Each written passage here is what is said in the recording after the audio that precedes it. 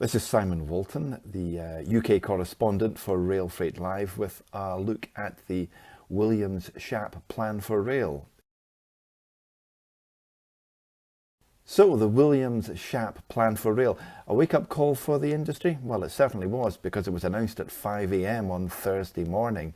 A new name, a new beginning? Well, certainly Great British Railways will be something we'll have to get used to by 2023, when that new body assumes pretty much full command of passenger operations, timetabling and fares, and other aspects of running the railway as well.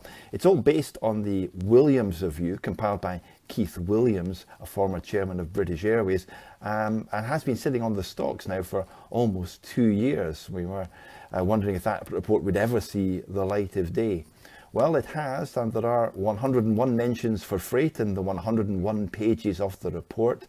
It's fair to say that freight does get acknowledged throughout the report for the contribution it makes to the UK economy, and certainly helps with the government's levelling up agenda of making the north as equally economically productive as the south. Whether or not this report and what it implies can bring that about remains to be seen, but there has been a cautious welcome from places like the RailFreight Group, the Rail Industries Association, and the operators in general. Although not everyone's convinced. The political opposition say it doesn't really have any substance, and the unions think it's a missed opportunity to fully privatise the railway. So, a panacea for rail freight? I don't think so, but certainly a move in the right direction. It is a 30-year strategy. Let's not forget that privatisation was a 27-year-long hiatus. We will, though, have to be more ambitious than the government's current reversing beaching programme, which is opening short branch lines closed in the 1960s.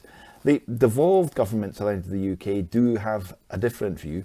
Northern Ireland has never been part of this. It's always had full control of its transport policy.